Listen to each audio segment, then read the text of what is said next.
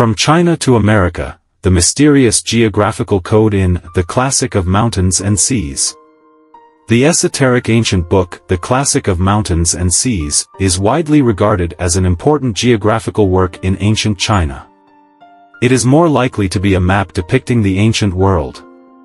According to legend, this work originated from the time when Emperor Dayu was controlling floods in ancient China. Dayu, as an ancient heroic figure, the legend of his flood control is widely spread in Chinese history. His era is also considered an important starting point of Chinese civilization. It is said that it was during this period that the Shan Hai Jing began to be compiled, which gathered people's understanding and imagination of the natural world at that time.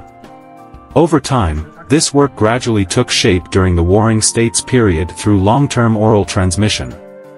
It not only records China's mountains and rivers geography in detail, but also contains rich myths, legends and folk culture. It is a unique collection of geographical myths.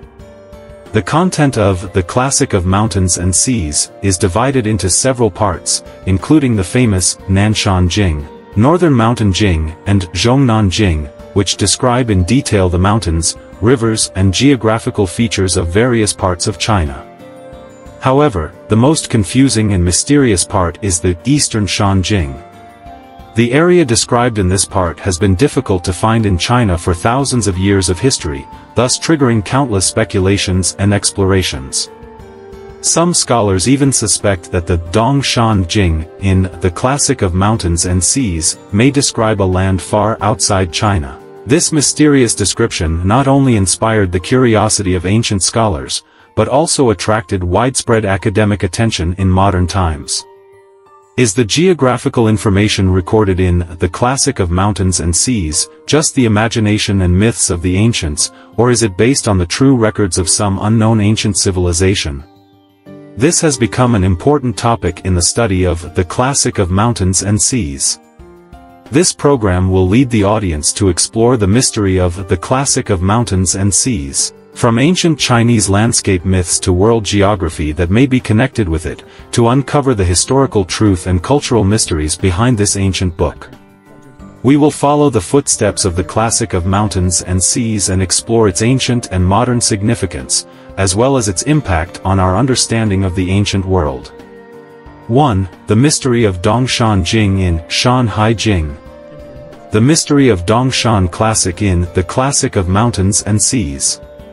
Dongshan Jing occupies a special and mysterious position in The Classic of Mountains and Seas. This section describes a series of mountains and geographical features, but for thousands of years, scholars and explorers have been unable to find an actual geographical location that matches the vast land of China. This mystery has not only inspired countless studies and explorations, but also triggered extensive discussions about the scope of the description in The Classic of Mountains and Seas. Hu Yinglin's interpretation of The Classic of Mountains and Seas.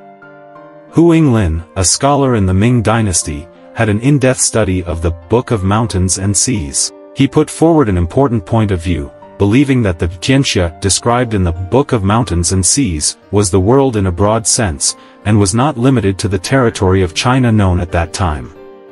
Hu Yinglin believes that the geographical descriptions in The Classic of Mountains and Seas may cover the wider world, including distant lands that the Chinese had not set foot on at that time. This perspective provides a new perspective for understanding the Dongshan Jing in The Classic of Mountains and Seas, the connection between Dongshan Jing and the world in a broad sense.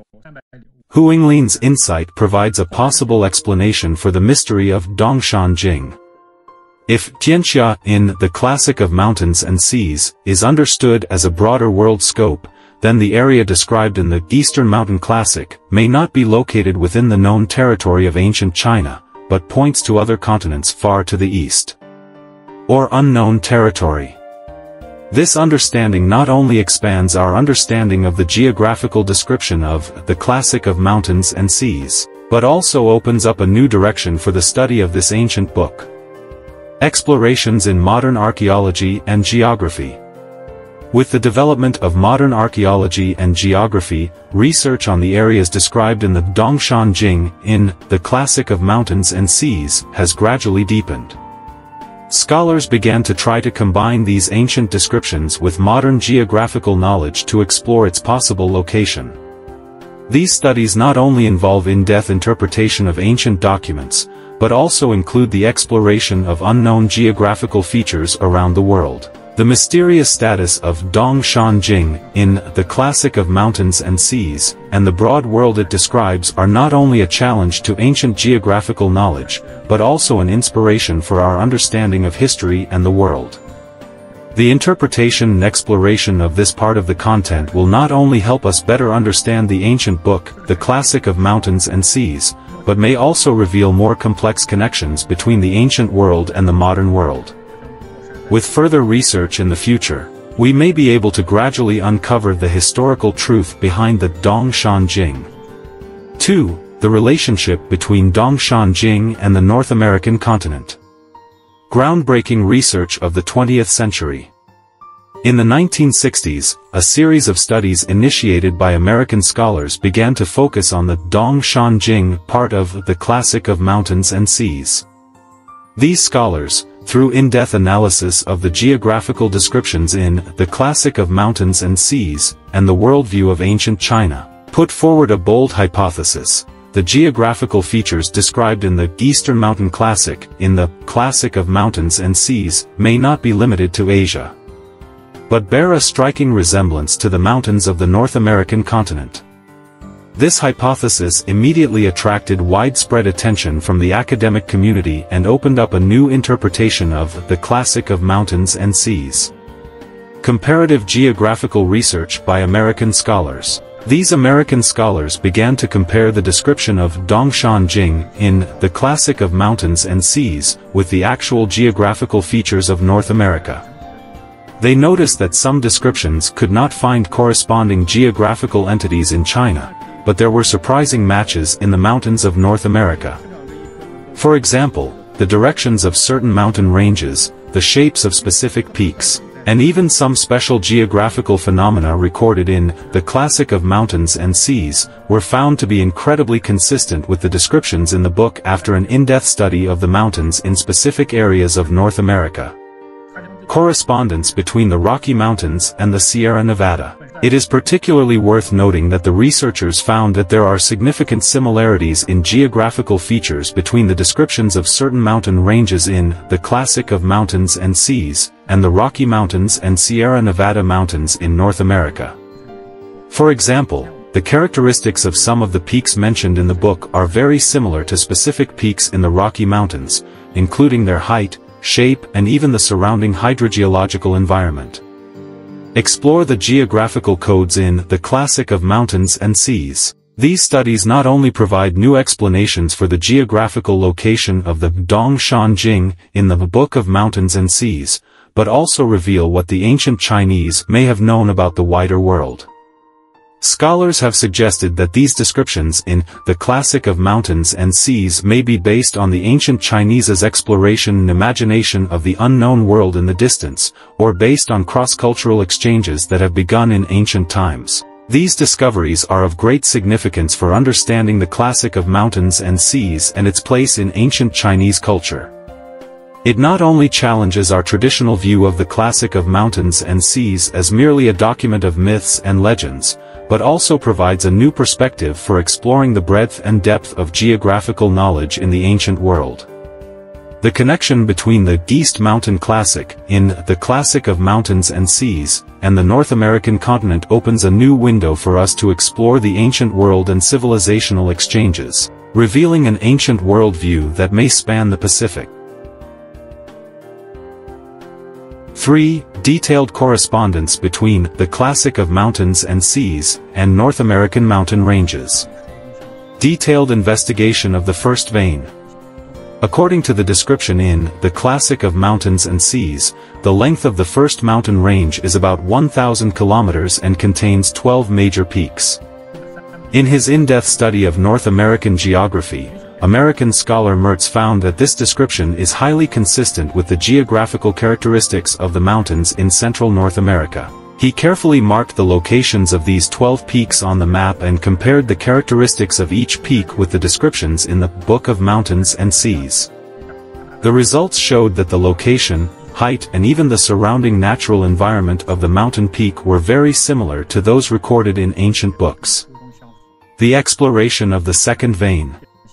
The length of the second mountain range is recorded as 320 kilometers, with 17 major peaks. This part of the research led Mertz to the western part of North America, specifically the Sierra Nevada mountains. Through precise geographical measurements and comparisons, Mertz found that this description in the Book of Mountains and Seas matched certain parts of the Sierra Nevada not only in the direction of the mountains, but also in the number and location of the peaks. It also showed amazing consistency. The discovery of the third vein. The third mountain range mentioned in Shanhai Jing extends along the coast, from Alaska to Santa Barbara, California, with a total of 9 major peaks.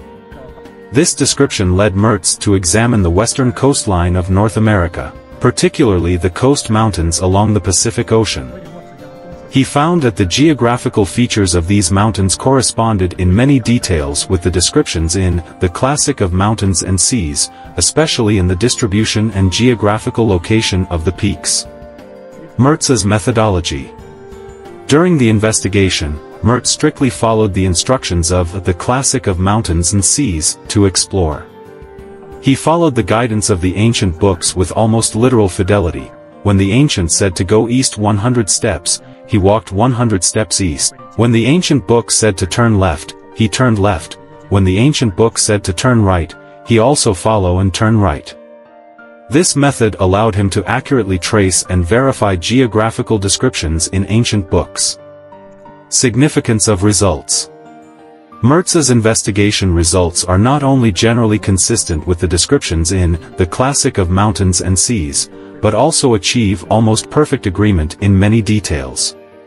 His research not only showed that the geographical locations described in the Classic of Mountains and Seas may be far outside China, but also showed that the ancient Chinese may have had in-depth knowledge and understanding of the distant world. Mertz's research provides a new perspective on our understanding of the Classic of Mountains and Seas, suggesting that this ancient book may not just be a geographical work about China, but may contain knowledge and understanding of a wider area of the ancient world. This discovery is not only of great significance for understanding ancient Chinese culture and history, but also provides new possibilities and perspectives for the study of ancient civilizations around the world. 4. Mertz's research process and findings. The starting point of Mertz's research. American scholar Mertz's exploration began by chance. He obtained an English translation of the Classic of Mountains and Seas. He was deeply attracted by this ancient Chinese geography work, especially its detailed descriptions of mountains and geographical features. Mertz noticed that some parts of the Classic of Mountains and Seas were strikingly similar to the geographical features of the North American continent that he was familiar with. From this, he embarked on an ambitious project, a field trip to North America to investigate the geographical descriptions in the Classic of Mountains and Seas. Fieldwork methods and challenges. Mertz's method was to strictly follow the textual descriptions in the Classic of Mountains and Seas. He first identified key geographical features described in the book, such as the direction of mountains, the number and characteristics of peaks, the flow of rivers, etc., and then looked for possible corresponding locations on a map of North America. This process is challenging because many descriptions require a combination of interpretation and geographical knowledge, and some geographical features may have changed over thousands of years. Key discovery: the Rockies and the Sierra Nevada.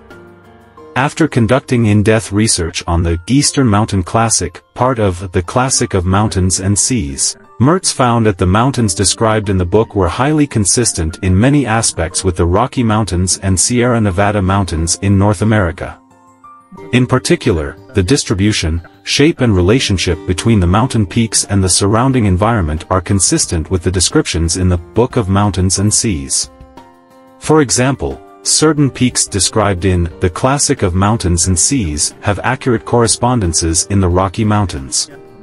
Details of the verification process. Mertz's verification process is meticulous. He not only considered the general direction of the mountains and the location of the main peaks, but also paid attention to details such as the distance between mountains, the direction of rivers and the surrounding environment. Through field investigation and map analysis, he discovered a number of geographical features that were consistent with the descriptions in The Classic of Mountains and Seas. He even converted the ancient mileage units in The Classic of Mountains and Seas into modern weights and measures to further verify the accuracy of his description. Mertz's conclusions and implications. After years of research, Mertz came to a shocking conclusion. The Eastern Mountain Classic, part of The Classic of Mountains and Seas, may actually describe the geographical features of the North American continent. This discovery not only provides a new perspective for the interpretation of The Classic of Mountains and Seas, but also shows that the ancient Chinese may have had some knowledge of the wider world. Mertz's research sparked a scholarly re-evaluation of The Classic of Mountains and Seas and possible cultural and geographical connections between ancient civilizations. Mertz's investigation not only confirmed the striking agreement between The Classic of Mountains and Seas and North American geography, but also provided important evidence for understanding possible connections between ancient China and other parts of the world. His work breaks the traditional understanding of The Classic of Mountains and Seas, demonstrates the potential value of this ancient book as a map of the ancient world, and opens up new possibilities for us to understand the breadth and depth of the ancient world. 5. Mertz's challenges and achievements. Facing doubts from academia. American scholar Mertz faced major doubts and challenges from the academic community when exploring the similarities between The Classic of Mountains and Seas and North American geography. His theory, that The Classic of Mountains and Seas may describe geographical features far beyond China, particularly parts of the North American continent, was not initially widely accepted. Many scholars are skeptical of the idea of connecting this ancient Chinese text to North American geography. They believe that due to historical and cultural barriers, it is impossible for the ancient Chinese to have knowledge about the continent on the other side of the Pacific. Ways to overcome challenges. Faced with these doubts, Mertz persisted in his research and adopted more rigorous scientific methods to verify his theory. Not only did he accurately compare the descriptions in The Book of Mountains and Seas with the mountains of North America on the map, he also visited these areas on the spot and collected a large amount of geographical, geological and ecological data to support his views. His research is interdisciplinary, combining knowledge from history, geography, ethnology and archaeology to ensure comprehensiveness and accuracy. Mertz's major achievements. Mertz's research work ultimately achieved remarkable results. His efforts not only revealed that The Classic of Mountains and Seas may describe a broader world, but also provided a new perspective for understanding the worldview of the ancient Chinese. His discovery challenged the traditional interpretation of The Classic of Mountains and Seas, and opened a new chapter for modern research on this ancient book. Influence on the study of The Classic of Mountains and Seas. Mertz's work had a profound impact on subsequent research on The Classic of Mountains and Seas. His theories inspired scholars to conduct broader and deeper explorations of the geographical locations described in The Classic of Mountains and Seas. In addition, his research has prompted the academic community to rethink the spread of geographical knowledge and the interaction between civilizations in the ancient world. Mertz's efforts and results demonstrated that even the most traditional documents may hide untapped global knowledge, stimulating new interest in and new ways of interpreting ancient texts. Mertz's persistence and courage in the face of doubts and challenges in the academic world, as well as the achievements of his research, not only enriched our understanding of The Classic of Mountains and Seas, but also provided new insights into the study of ancient civilizations around the world. Perspectives and methods. His work is an example of cross-cultural research, demonstrating that persistent and innovative research can reveal new dimensions of history, even in the face of doubt. 6. The theory that Bering Land Bridge connects Eurasia. In geology, The Bering Land Bridge, continuous Eurasian continent theory means that during the last ice age, due to a large amount of water being locked by glaciers, the global sea level was low, so that the current Bering Strait area was once a piece of land, known as the Bering Land Bridge. This landmass connected present-day Russia and Alaska, allowing ancient animals and humans to migrate from Asia to the North American continent. Evidence of human migration. Archaeological evidence shows that humans did use this land bridge to migrate between the two continents. According to existing archaeological discoveries, humans migrated from Asia to the North American continent through this land bridge about 10,000 to 15,000 years ago. This is considered to be one of the main ways for humans to enter the Americas. These early immigrants were the ancestors of the native peoples of North America. The flaws of modern cognition. However, it should be noted that modern people's thinking, vision, and even cognition are very flawed. We have no way of knowing the geographical changes that occurred 20,000 years ago. Modern humans are restricted by changes in the Pacific Ocean, volcanoes, crust, and geographical environment. From today's perspective, we can explore how the ancients crossed the Pacific Ocean and even proposed the use of air flight, sea navigation, and other technologies. It's like looking at it from today's perspective as a mountain, but 10,000 years ago that place was a vast ocean. Is it not right to use modern people's vision, thinking and cognition to view and explore the geographical mountains and rivers of 10,000 years ago in isolation? In The Classic of Mountains and Seas, the ancient Chinese could the numbers of peaks, mileage, mountains, rivers, flora and fauna, and other features are recorded in such detail that they are by no means based on fiction or imagination. For example, it is recorded in Dongshan Jing and Haiwai Dong Jing of Shanhai Jing. The first range is 1,000 kilometers long and has 12 major peaks. The second range is 320 kilometers long, with a total of 17 major peaks and 3,459 peaks. The third range is the Coastal Range, which runs from Alaska to the Santa Claus Mountains in California. Bala, a total of 9 peaks. In fact, the most primitive way of migration for ancient people was walking. If the Bering Land Bridge was 20,000 years ago, you could walk across it. The ancient Chinese walked to North America on their feet. It is precisely because of walking that the ancient Chinese sages could experience it personally, and the records in The Classic of Mountains and Seas are so detailed and specific. 7. Ancient civilization and technological level. The advanced nature of ancient civilizations, including ancient Chinese civilization, did show a high degree of development in some aspects, such as astronomy, mathematics, engineering, and other fields. But this is not directly equivalent to possessing high-tech capabilities in the modern sense.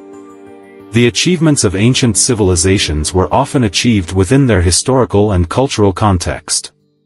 Source of detailed figures. The specific numbers and descriptions mentioned in The Classic of Mountains and Seas come from the combination of ancient people's observation of the natural environment, myth creation, and cultural imagination. Without the support of science and technology, ancient people observed and recorded the natural world in very detailed and accurate ways, especially in terms of geography, animals, and plants.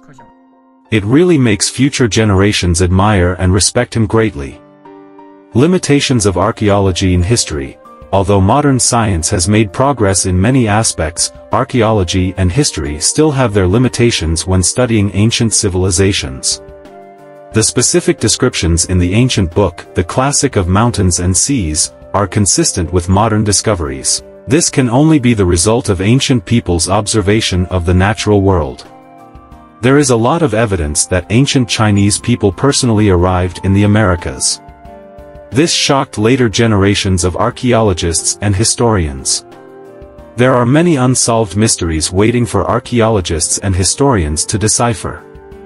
Cultural exchange and dissemination. Cultural exchange and the transmission of knowledge in the ancient world may have been more complex than we realize. Some of the detailed descriptions in The Classic of Mountains and Seas may be knowledge spread through ancient trade routes, cultural exchanges, or other means. In general, These specific descriptions in The Classic of Mountains and Seas are still full of mystery, and their authenticity and origin are still important topics for academic discussion. Despite various theories and hypotheses, much archaeological evidence shows that ancient Chinese people personally arrived in the Americas and had a highly technological civilization. It is believed that with the support of archaeology and history, future research may provide more answers to these mysteries.